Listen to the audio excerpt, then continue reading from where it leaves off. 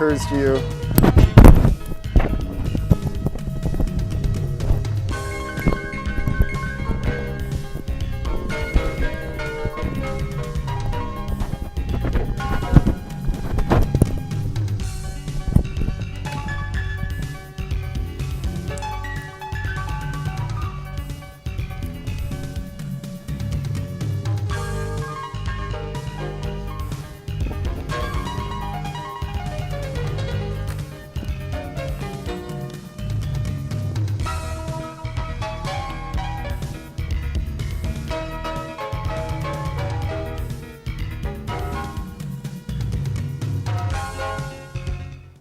Well, welcome to OSE Can You See?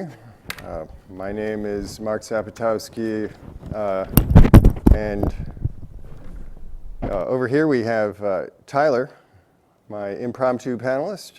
Another show was planned, but as often has happened here at CTV's program here on GRTV, plans don't always work out, and so this is a fill-in show, and if any elements of the planned for panel or audience people show up, we've got an extra seat here for such persons, and perhaps we'll have other...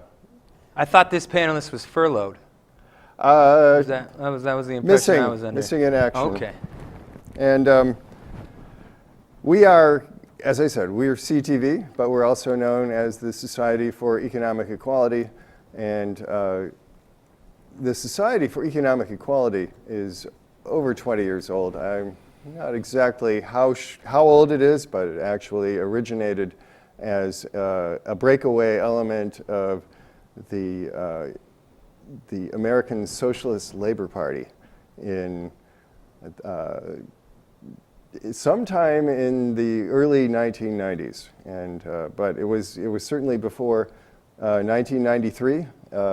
I've been a member of this breakaway group since 1993. After the breakaway, so I was never actually a member of the Socialist Labor Party.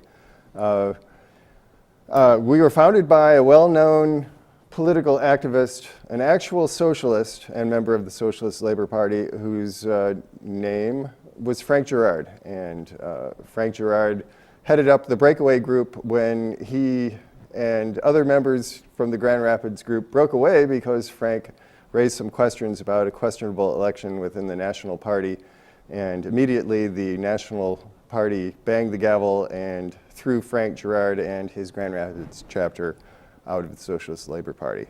And in 1995, about a year and a half or 2 years after I joined the breakaway group, after it broke away, this television show started at GRTV, which was at the downtown library, the main branch at the time in the basement. And now we are in the West Side Leonard Street library upstairs in the Community Media Center. And for many years, the Community Media Center, well, actually GRTV, was founded by a man named Dirk Koning, and Dirk was for many years a proponent of public access television as a way of promoting democracy at a more grassroots level, media being employed by ordinary people in order to reach people in their community with real voices rather than the commercial voices, which often ignore the sorts of issues that are important to actual normal people. And certainly the topics that we've covered on this show, many of them I've never seen covered on programming and in the normal media for sure, sometimes on public broadcasting, but some of these shows not at all covered in normal media. Anyway. What would some examples of those topics that you found covered in over the span of CTV, what would those entail, Mark? Well, at one point, we and I did some shows exploring the then history, not too distant history, of the CIA importing drugs crack cocaine into the United States and establishing the Bloods and the Crips, the sorts of things that were coming out in the early, well, let's see, when was this? In the later 1980s, there were congressional hearings, and they were covered on TV. I watched them all, and you just saw amazing things going on television. People were explaining, yes, I have flown and still fly in crack cocaine into an airport in... On behalf of the Central Intelligence Agency, of course. Yes. Yeah. In order to bring drugs into the United States in order to fund the Contras in Central America, fighting for freedom and democracy, and also dropping cocaine off at in the Ouachita Mountains at whatever airport that is, or in western Arkansas, and under Bill Clinton's auspices. As the governor of Arkansas, correct? Yes, they were producing AK-47s. They were producing Russian weaponry in Arkansas, authentic, designs, but it was made in Arkansas, and then they were shipping that to the Contras so that it would look like, well, it's Russian, so Sure. So anyway, that's one topic. Another topic has been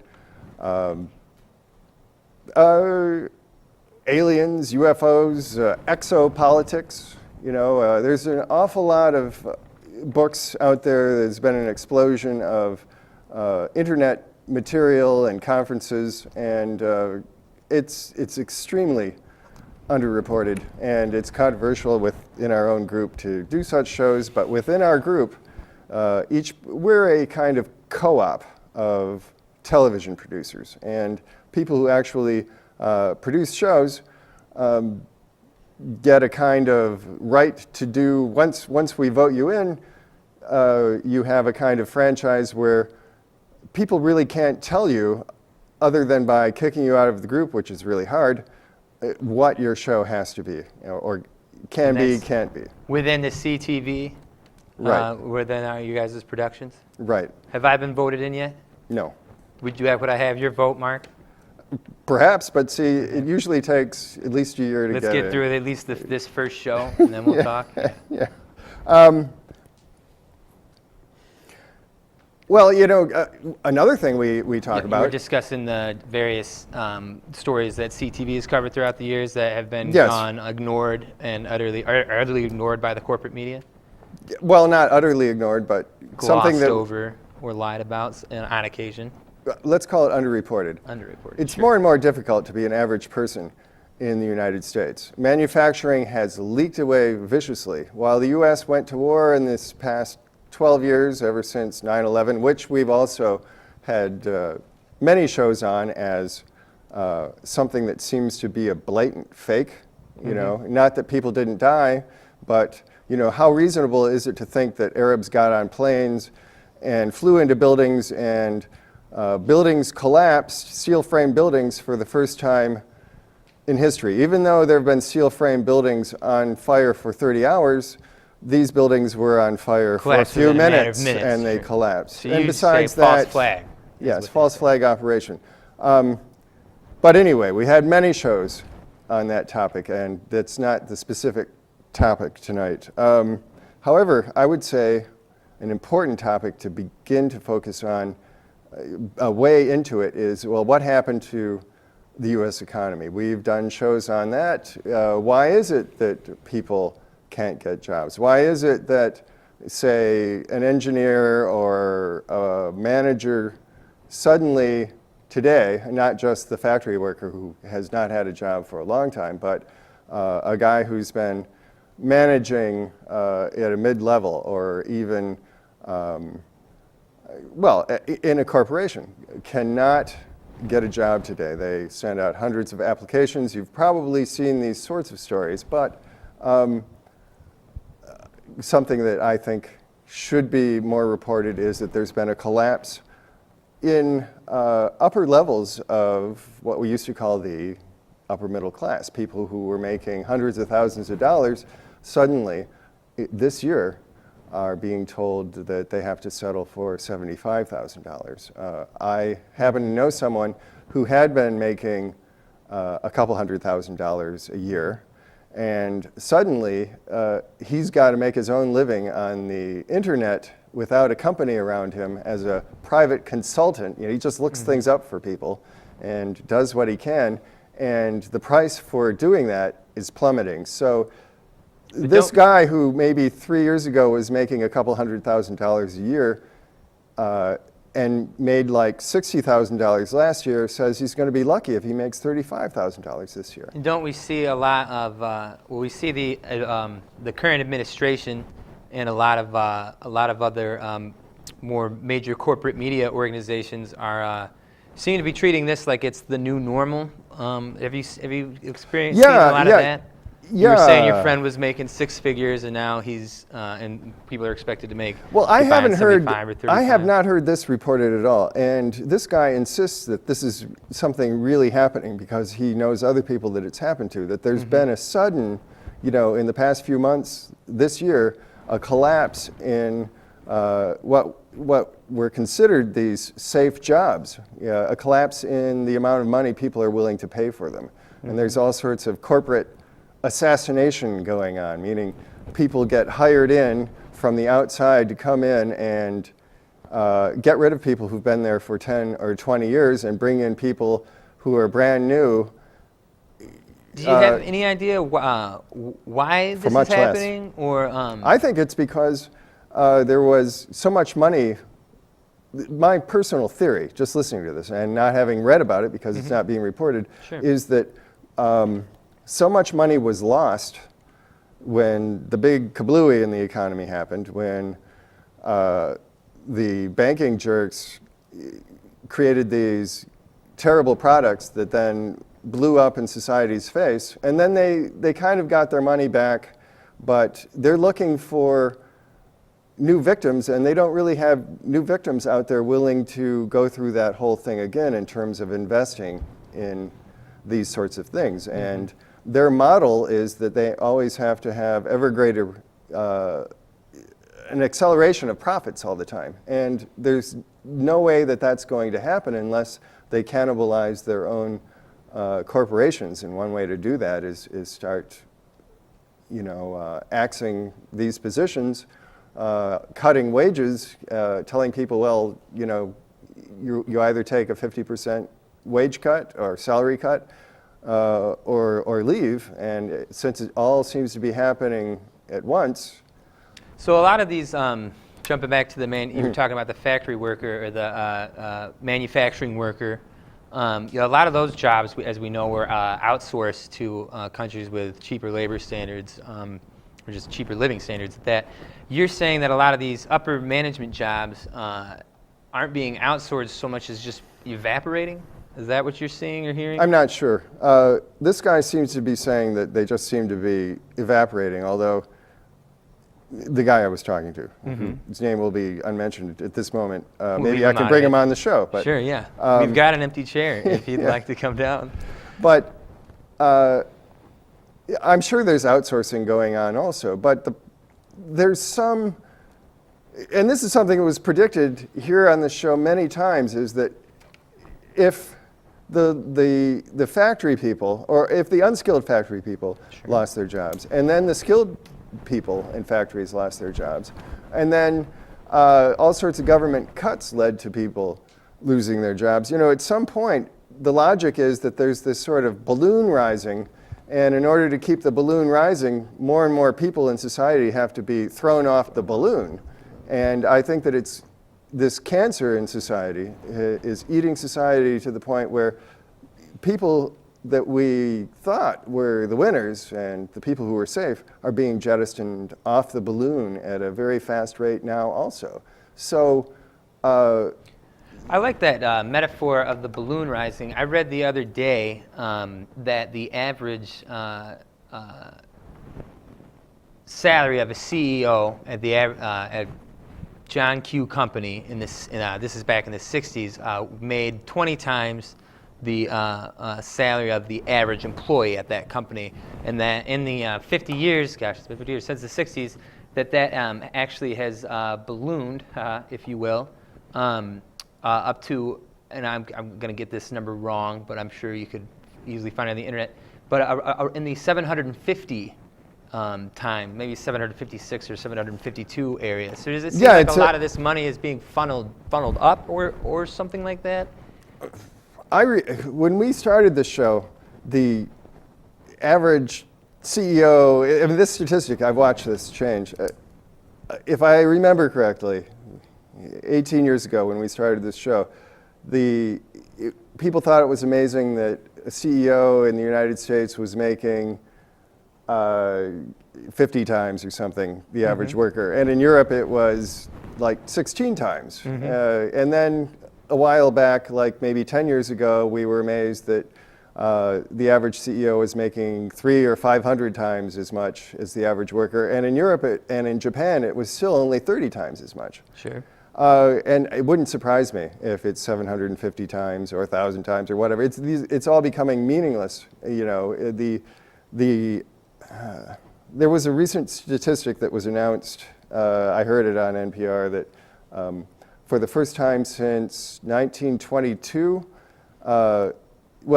the U.S. has never been more maldistributed in terms of its wealth. The wealth going to the very top of society, the 1%, or to use the phrase.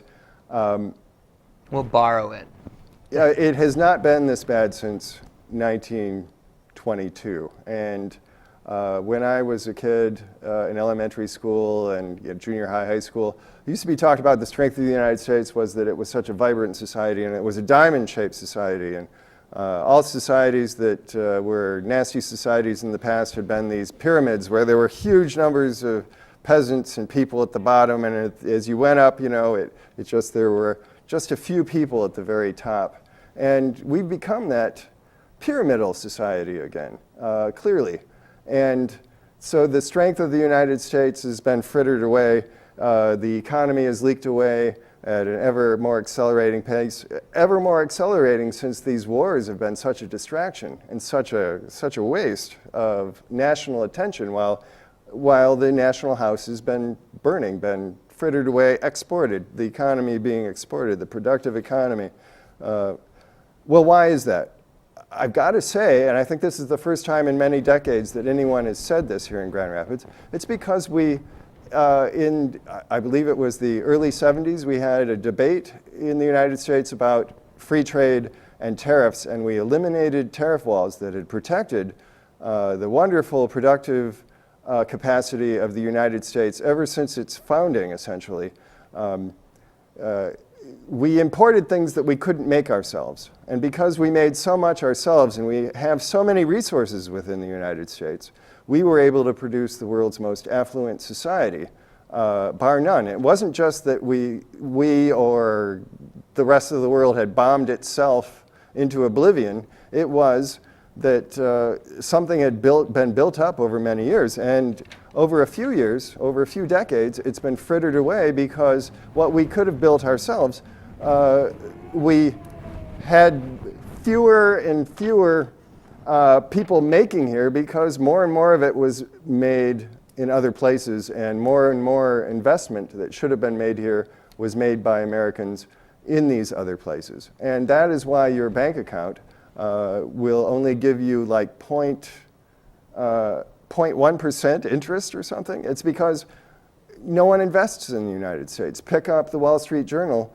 Where's the investment in the United States? Well, maybe a little bit, for some elite programmers in Silicon Valley, but those products that they're designing are all made in other nations. So what we need are tariffs. And the reason that the economy has leaked away is that we do not protect our own economy. We could still save this economy, and if we don't save this economy, I don't think that in the long term we're going to be able to really save a decent kind of life for you and me and little kids growing up You sound in like the future. you know a lot about tariffs. Do you know why who was behind the elimination of these tariff laws, in the 70s, and what was people to be like gained from people that? like Barry Goldwater, the Republicans. You could Sure. call them, even though this predates Ronald Reagan's rise to the presidency, the Reagan Revolution type people, the new conservatives, Sure. different than Neocons. Well, yeah, let's call them neocons. I suppose Why that not? once they really came to power, people started calling them that. Reagan was a neocon, Goldwater was a neocon, and they were against tariffs, and they were for a return to a kind of more of a laissez-faire capitalism. Do you know what they were trying to accomplish out of that, though? I mean, if they obviously didn't I set think- out and say, okay, we want to ruin the American economy, and we think Well- we can do it if we just get rid of tariffs. It must, they must have had. I think some kind of them other must have intention. been intellectually honest and thought that because they were ideological, they like Ayn Randians, they thought that if government got out of the way and became really tiny, and there was total free trade, and there were no regulations, that everything would be wonderful and there'd be much greater wealth created. We'd be a nation of robber barons, every one of us. Is that what you Well, I think in reality, a lot of them must have known that what they were really talking about was enriching people like themselves Sure. and that it was about ending the sort of danger that they saw in the 1960s and early 70s. These people were shaking in their boots, so to speak, because it looked like a kind of revolution was potential in the United States, that people were going to embrace socialism, that people weren't going to be willing to invade countries to prevent forms of socialism or communism from taking hold in places where, actually, frankly, I think that it probably is justified if you're a starving peasant, and a lot of Americans thought that too in the late 60s and early 70s, that it was justified for people who were being killed by the wealthy through starvation or whatever to revolt. The threat of communism in the Cold War, people in our country have to look back at that and say, well, that was part of what helped the golden age of the United States to exist, because with the foreign threat and the ideological threat, you couldn't mistreat your average person in the United States. You couldn't start cutting their wages constantly. You couldn't export their job to some other part of the world. Start to sympathize with. Right. And with the collapse of the Soviet Union and the supposed end of that threat, well, Soviet Union wasn't a fantastic place to be, and they weren't like really great humanitarians necessarily, but you hear the expression third world country with a first world military, more or less, thrown around a lot with the former Soviet Union. Yeah, well, they had bombs, but I think that they were always, it's hard to say. Some people have said that they were just rust and, they were paint thrown over rust. A lot of things, they weren't as much of a threat as they seemed to be. But to try and move along, I'm going to say what I see going on today, this being government shutdown time, is that the United States is in the grip of people who are still like these neocons, these Tea Party types. But in order to continue the Reagan Revolution, they have to become ever more radical. They're addicted to ever more radical approach to ending government regulation, ending help for the poor, ending aspects of government that helped to prevent the United States from slipping back into something that it was before the 1920s, maybe the 1890s, the old robber baron, child labor kind of world that many of us were taught, who were at least as old as I am, those were the bad days. Yeah. But I think these Tea Party types would look at that as, well, that's good. If children start working and, you know, I know and when there's I no was regulation. I had a really hard time getting a job. Oh, gosh, you know, I can't even imagine. I've got a job, but it's a really crappy job. And I can't imagine where I would get a job. I don't hear of anyone hiring anyone. If you've got a job, it's as if we're drifting back into a sort of medieval world where you've got your job and you're stuck there, but you're happy because at least you're not dying in the street someplace. But then again, dying, there's no health care. Yeah. Maybe, you know, the so-called Obamacare is a step in that direction, but look at these Tea Party types, the no government shutdown. Well, they're ready to shut down the entire government to to get it. Yeah. What do you? How do you see this government shutdown? You know, I don't have a lot of faith in the government at all, really. One side or the other in this administration, or these Tea Party people who are shutting it down. I saw Michelle Bachman was at the World War II Memorial today, trying to break in some 90-year-old, 91-year-old World War II vets, and all I really saw was a woman who was pandering and grandstanding to what is admittedly, and I think a lot of Tea Party people would admit that they know that they're a minority, but even if they insist on being heard. What was I saying? And then meanwhile, you pull up another article, and they're saying, she was there saying, well, they're piecemealing these different budget things along and refusing to send a continuing resolution. And so she's saying, we got to open these parks up. It's a shame shame on the administration for keeping these 91-year-old veterans out of their memorial. While at the same time, there are like 30 some odd child cancer patients, across the country who aren't going in for their experimental treatment today because that's considered a non-essential government service.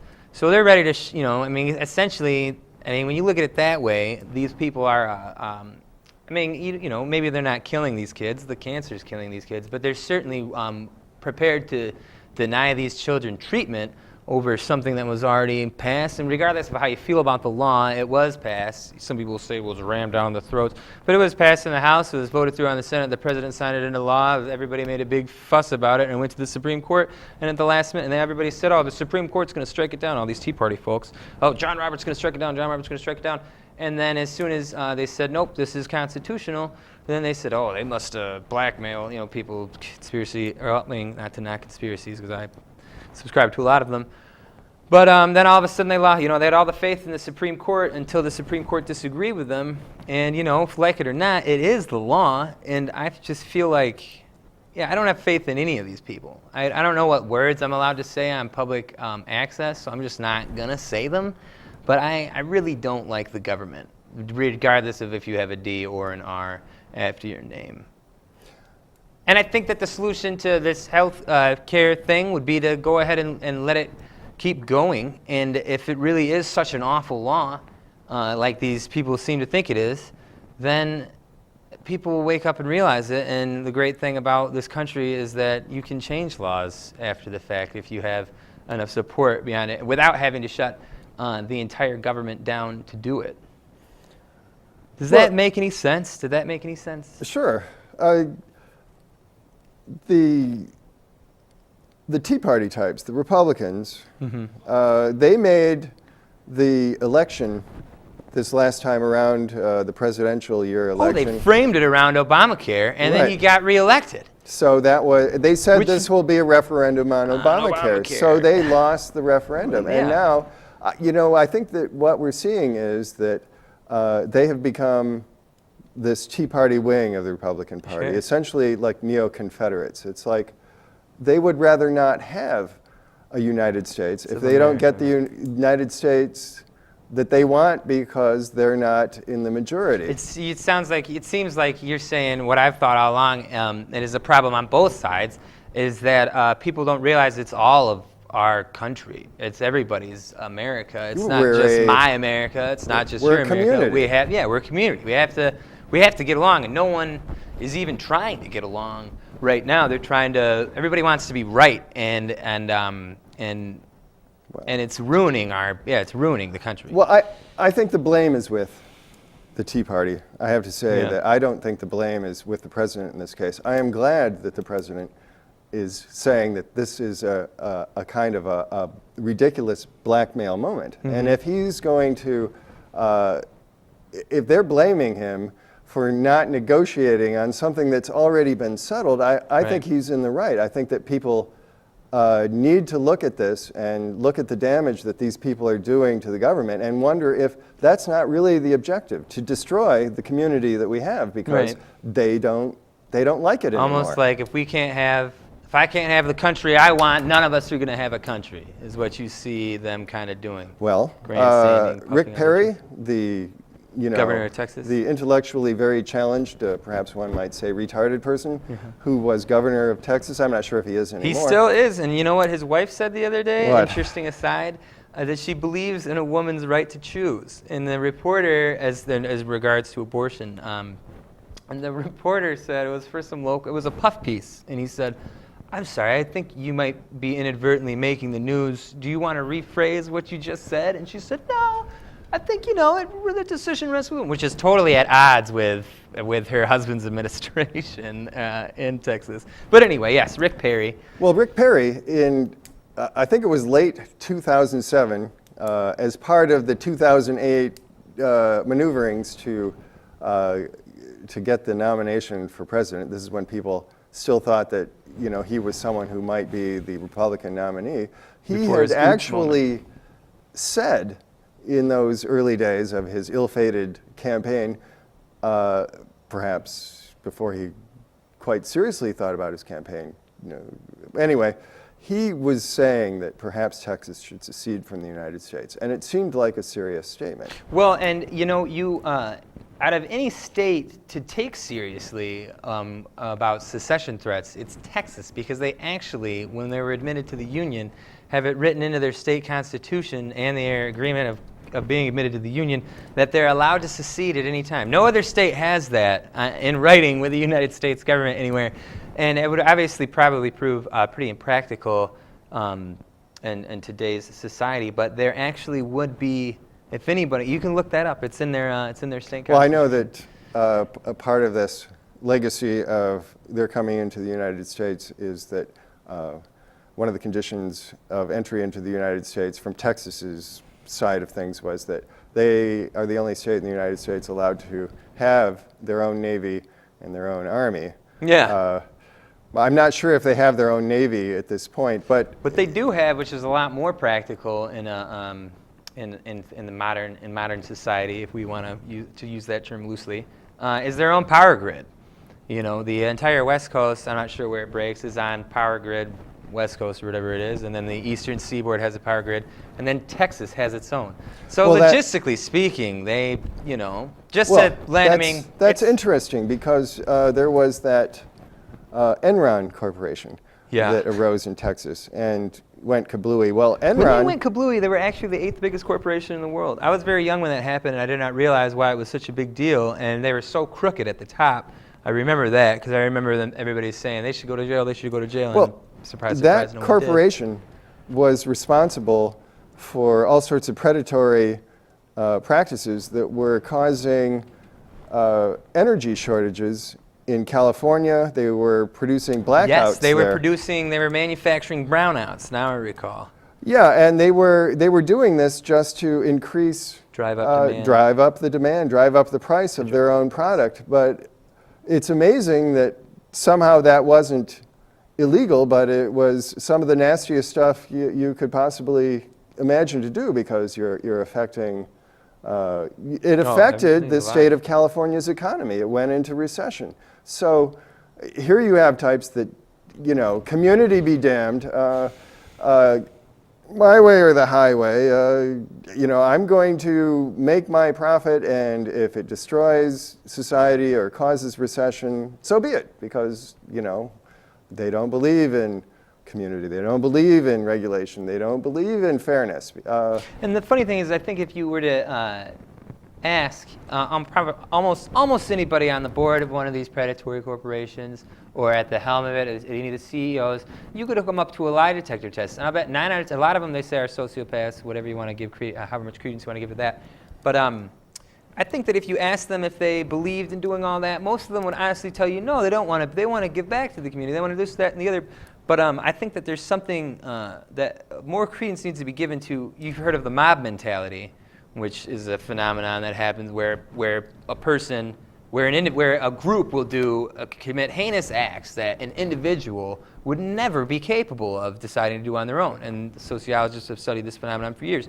But I think there's this, what people neglect is a corporate mentality, where a corporation, even though it's made up of all these individuals who care about their community, wouldn't want anything bad to happen, want to do okay, where all of a sudden the corporation kind of takes on its own, becomes its own entity, and it becomes terrible and you be like the Ayn Rand thing, like you were saying, where all of a sudden the corporation, this corporate mentality, like akin to a mob mentality, decides, well, hey, maybe it wouldn't be so bad to brown out Southern California to drive up prices to increase our bottom line, and that's something that I mean you would expect out of a Bond villain. But never out of a real person. But you get these actions out of these corporations because there's no accountability. It's not you doing it. It's not me. It's not you. It's the board. You know. I think there's something to be said for that. I think it still goes back to losing track of the idea that the United States is a community, that we're an actual nation. That I think, from what I see, that's not what these people believe in. That's not an emotional draw to them. I think that they wave a kind of fake American flag, but I think it's meaningless to them. I think that voters out there who are having difficulty finding jobs or getting out of a really bad job like I have and finding something else need to start voting against these people. The Tea Party, the Republicans, if you have someone like Obama, you need to have Obama have also a Congress that's on his side willing to push his program and then not blame him because you split your ticket. I don't want to interrupt, Mark. I think we got a caller. We've got a caller. His name's Jeff. Hello, Jeff. Welcome to OCA. Can you see? Hello. Yeah, Mark and your guests were bringing up a good point. The guy on the right, you should know that Mitt Romney declared corporations individuals, by the way, you know, so which is totally the Supreme Court declared that under what was it called? And Mitt Romney, agreed with him. I disagree with that. Money's not speech. What was that ruling again? Oh yeah, I know. Money's free speech. I know, but what was that ruling? Citizens United. Citizens United, yes. But my point is, it's the same thing. Like, you've heard the phrase, patriotism is the last vestige of scoundrels. I don't know if you noticed what Reich Previs did today. He was in front of some war memorial, and he goes, the RNC has money to fund this for security guards, and yet part of the shutdown of the government means the veterans don't get their benefits, you know? So you have all these veterans, you know, and so in other words, they're placating the people like that. I still say if we had a more intelligent public, these Republicans wouldn't be able to get away with this. And I think John Boehner, even though I don't like him, I think he does know how, compromise works. But you have Ted Cruz holding, the whole Congress hostage. And this whole, the theory I have is that they want to go up to the debt ceiling to do that.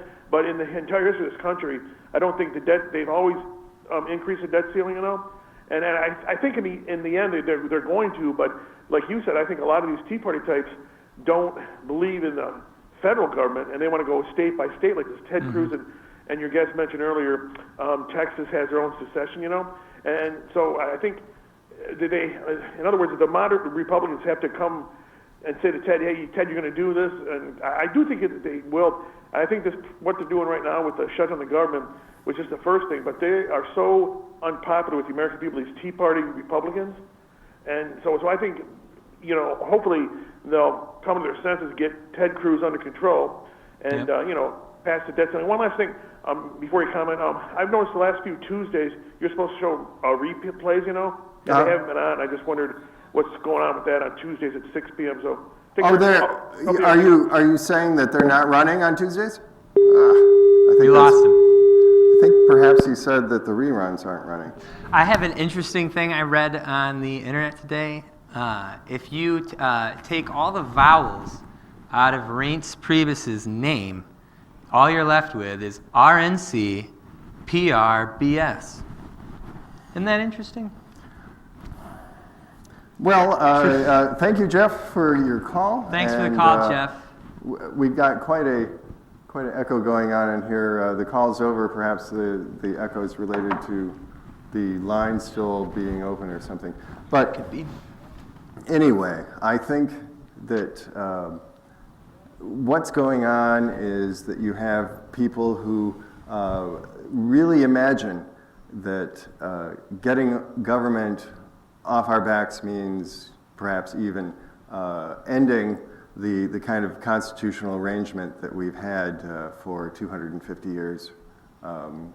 I think they imagine that their own states, their own local communities are going to exist in some kind of Ayn Rand libertarian Shangri-La if they can blow up the government, essentially. I mean, not physically blow it up, but gum up the works because they don't agree with the rest of us, so why not bring down the House of the U.S. Constitution down? As much as these people wave the Constitution back and forth, since the Constitution means that they're part of a United States where a black guy can become president and where they have to live with liberals that they hate, they'd rather not do that. And so I think that is the underlying agenda, and people should imagine that really could possibly be what they're after. Also, I think an agenda is, what do you think about this, that these Tea Party types would like to see poor people go away by just dying, just drop dead on the street. Why should I pay for you to have food? I can't go all the way there, and I've got do you think they one or two? It's not. I guess one study, moment, Rick, and then another. We've got Rick. If you just want to hold on 2 seconds, Rick. Go ahead. I don't want to get into the race part about the black guy. People have gone back and forth on that, and I just feel like it's a dead horse that's been beaten. But if you poll, they've done a poll on Americans, and they've asked just to see the favorability of Obamacare, which is what this whole shutdown was all about in the first place. And I'm going to get the numbers wrong again because I'm not a numbers person. But the favorability for the Affordable Care Act was something like, or Obamacare, when they said, well, first of all, this is even more interesting. When you ask somebody if they're in favor of Obamacare, more people say no and then you say, well, what do you think about the Affordable Care Act? And they'll say, oh, that's not so bad. Because they don't even, there's been such a campaign of misinformation that most of the people don't even know, A, what's in the bill, or B, what it's even really called, which is the Affordable Care Act. Actually, Jimmy Kimmel did a really funny thing the other day where they were getting people on the street and they said, oh, Obamacare, Affordable Care Act, and everybody sided with the Affordable Care Act, and then they told them at the end, by the way, it's the same thing. Well, they've polled, and I'm not sure who did it, Gallup or somebody, to each individual, just some of the main points of Obamacare, some like youths can stay on their parents' insurance until they're 26, and nobody can, you can't be excluded from coverage due to a pre-existing condition, and these kind of things. And all of the main provisions poll favorably, either in the low 50s or getting there, or with room for error and people saying, I have no idea. And then, but the main point being that all the pieces of Obamacare poll more favorably by 9, sometimes double digits percentage points than Obamacare does itself. So I think a lot of what it is people hear the word Obamacare and they think, government takeover, da-da-da, and they hear this they've been almost conditioned to have this visceral reaction of no, when they don't even know what it is. And then when you ask them without saying this is an Obamacare, people repeat the things that their friends repeat around them, and they repeat what Fox News says. Calling it Obamacare is another way of short-circuiting a lot of people's brains. Yes. Rick, your question, your comment. Rick, is this the Rick, I think? Rick? Hello? Hello, Rick. Thanks for Good calling. to hear you. Go ahead. First of all, congratulations, Mark. I guess you've had the show now for, almost 18 years or more? Over 18 years. I was on the very first one with Frank, and Yeah, Rick, you were our first producer. I wonder how I'd look if For I saw, a couple of weeks. if I saw that clip of myself 18 years ago. Younger, probably, certainly. Yeah, quite a bit, yeah. Anyway, to me, and that's interesting what you just said there, because I saw that on, I forget where I saw it on cable earlier today, asking people, which do they prefer, Obamacare or the Affordable Care Act? And of course, the premise is wrong because it's the same thing. But the American people, and I just have to say this, of all the industrialized countries in the world, I think Americans are some of the dumbest people on the face of the earth. Now, there may be more ignorant people that live in a third world country, but they have an excuse. I don't know what the excuse is for the stupidity of the American people. But just let me say something about this shutdown. The Republican Party, or at least the Tea Party faction of it, just think what they've done. They have done what the Soviet Union, Red China, Nazi Germany, the Southern secessionists, Muslim terrorists, none of them could shut down the federal government. But these jerks have actually done it now. And I think, and this is just my opinion, I'm not going to ask either one of you to agree with me, I think the people that are responsible for this are traitors. They have committed treason. And I heard somebody say, well, what can the president do to get involved in this process? He can't send the National Guard to round these people up and make them come down there and vote, where they should. Well, it's too bad he can't, and I know that wouldn't necessarily be conducive to the continuation of our constitutional government. But what these people are doing in the Republican Party, or at least the Tea Party faction of it, is not really conducive to good constitutional government either. What say you? Well, I would say that, I wouldn't call them traitors yet, but I think, Not yet, huh? I think that the direction that they're going and the kind of sentiments that they express seem to thinly, veil a kind of sentiment and a direction to their thought that could lead to a kind of treason, the treason of secession, the sort of thing that happened in many of their states, in the 150 years ago, right, when they left the United States. I mentioned racism a while back. Well, the reason I mentioned it, and this is something that I think is one of those underreported things, is that where's the Tea Party the strongest? It's in the South. It's in the states of the former Confederacy. Where are these voter ID laws that have come in since the U.S. Supreme Court destroyed the Voters' Rights Act of 1965 come right. in the strongest in those same states? And where is Obama the least popular? In those same states. Right. And where, is, it just, these things go on, and there's a connection. And the far right, has more of a connection to this history than does the left, obviously. Well, there is, Mark, but I have to give one caveat here, and that is the fact that the reason the Tea Party and the Republicans don't like blacks is not so much because they're black, it's because they vote Democrat. Yeah. You can just bet that if the blacks voted for Republicans, like they used to do, by the way back before FDR. Well, it was because it was the party of Lincoln, but they would have no it's a long problem way with from blacks. that.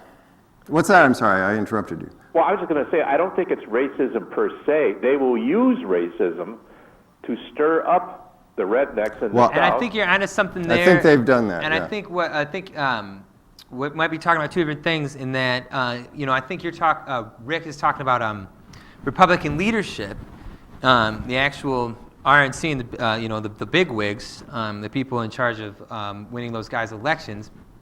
I don't think that a vote's a vote to them. But I think that they made a real bid for, or started to a few years ago when they had, what was his name? They had a puppet of him on, I used to watch The Daily Show a lot. The former chairman of the RNC before Reince Priebus. Michael Steele. Thank you, Michael Steele. Thanks, Rick. And I think that his placement there was a little bit of a maybe a ploy to try to steal some of the a little bit of the Democrats' African American base there. Sure. As in, look, here we'll give our biggest job to an African American guy, and then I think that a little bit backfired on them, and I think you saw a little bit of the racism in their base because people reacted very. I mean, he did a pretty bad job. I think it's pretty inarguable that Michael Steele was a very bad chairman. He's an analyst now on MSNBC, and he seems to be moderating a little bit. But another thing they did that was quite cynical. In addition to that, because it's like, okay, you got Obama, well, we got Michael Steele, we've got one too. Yeah, exactly. Well, remember when Hillary, who waged a very close battle with President Obama for the nomination back in 2008. And they made a certain Alaskan governor very famous in response to that. So they said, oh, you got a woman? Well, here we've got Sarah Palin. We got a woman too. So it's very cynical. They trot out these tokens, I would say, as if to say, and I've heard people say, well, I'm not racist. I would vote for Herman Cain. I would vote for who's the other one? They probably vote for Clarence Thomas. Sure. Alan West is another guy. Alan Keyes, perhaps. But they would never vote for Colin Powell because he's too he's a Republican, but he's too moderate. He actually makes sense half the time. Well, you saw the Republican base kind of push, or distance themselves from is he General Powell, former Secretary Powell, after he started to sympathize, and he had one or two positive things to say about the current president, and then Fox, a few positive things, several positive things to say about how the job the president was doing, and as soon as that happened, you saw the leadership in the Republicans, and you saw their media apparatus, especially Fox News, reacted with, I think they were starting to call him senile after a while. Oh, he's going soft. Is this about race, taking care of your own? And I think that you're definitely onto something there. Well, they've said that about what's his name, McCain, too, but, it was a very cynical thing, too, when this Syria thing came up, and I was a little disappointed that so many people would overlook the gassing of children by saying, well, it's not our call, and why should we police the world, which is an interesting sentiment. But what gets me is you had people like Lindsey Graham and John McCain of the Republican Party saying that that Obama wasn't being forceful enough with Syria, and then you had other people in the Republican Party who said that no, we can't be for this, even though Assad is a brutal man, because Obama wants to do it, therefore we're against it, and we don't want national security agency spying because that might impinge upon our privacy. And, these, except for the libertarians, and I guess you could call them sincere, and some of the real far-left ACLU types, that's fine.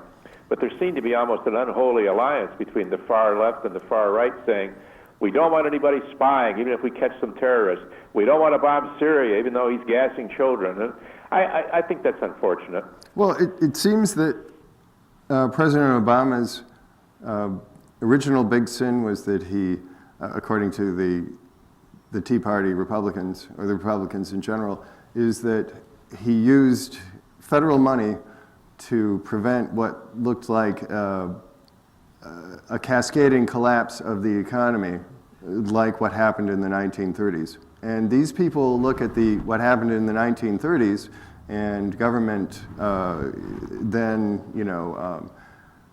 democratic presidential government actions that used the spending of money in order to prevent that continuing collapse as a terrible disaster. But most economists, other than the economists who reside at the University of Chicago, seem to agree that disaster was mitigated by what the president did in the 1930s. That what Roosevelt did, prevented what would have been an even more complete collapse from happening. What he also did, and certainly what Obama did prevented an even more complete collapse from happening. But they hate him for it in the same way that they hated Roosevelt for doing that. But in both cases, it's arguable that these presidents saved capitalism. Well, exactly. FDR certainly saved capitalism. I think the gentleman you mentioned who founded our group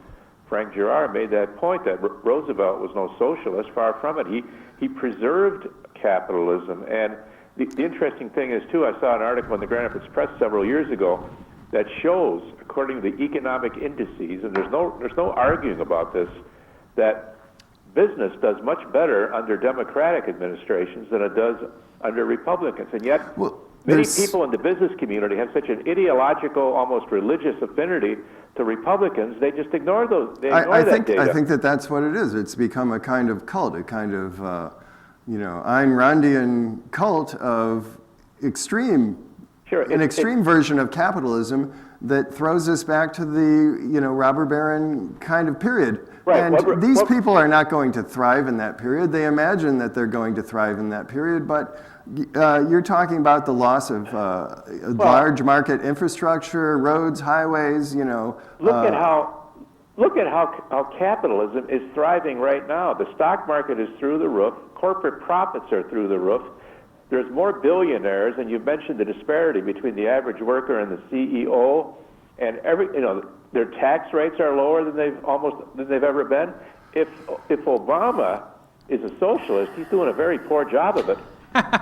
Well, my opinion on what's been lost in our society is the understanding that there was a balance that was a kind of happy balance where we had a capitalism within the United States that largely benefited the people, and it was under control. We had learned to control it, to prevent its wild swings, to regulate it, from poisoning us, from employing our children at low wages. Right. And these people want to go back to a really terrible good old days I think it's an ignorance, or it's an extreme selfishness, and it's all misdirected, and it's. They want to let the beast out of the cage. But I would ask people to wake up and realize that we're losing something and we've lost something.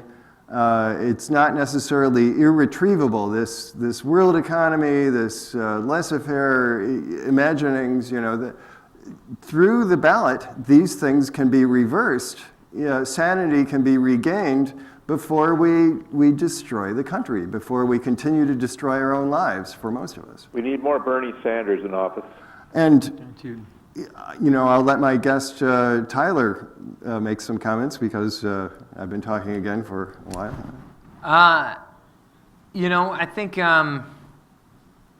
we covered a lot in this last hour. I think that we are, from what I can hear from the control room, we're about 30 seconds out from the end of the show. I just want to thank our callers for calling in. I want to thank you for having me on, Mark. Thanks very much. Well, thanks for being on. It would have been difficult pleasure. for me to talk to myself for an hour. I think it would have been impossible, in fact. And again, thank you, and thank you to our callers. And I will try and find out what happened to the reruns. Do I have your vote yet to join the group? Did I earn it this hour? You've probably there. Gained 30 points. I'm getting whatever there. 30 points to me. Hey, And look, we got the credits scrolling. Oh, there they go, and they're back again. Can we talk through the credits? Can they hear anything? Yeah, they may, and maybe those I would say will fade out to music. If you've noticed, we've had a lot of technical problems. We have new equipment here, and we ask for your patience, and hopefully the show's gotten up onto the internet, but who knows? Yeah, hopefully. Oh, don't forget to shuffle your papers at the end. Oh, yeah. Yeah, we have to sit here while it's all going on. Yeah.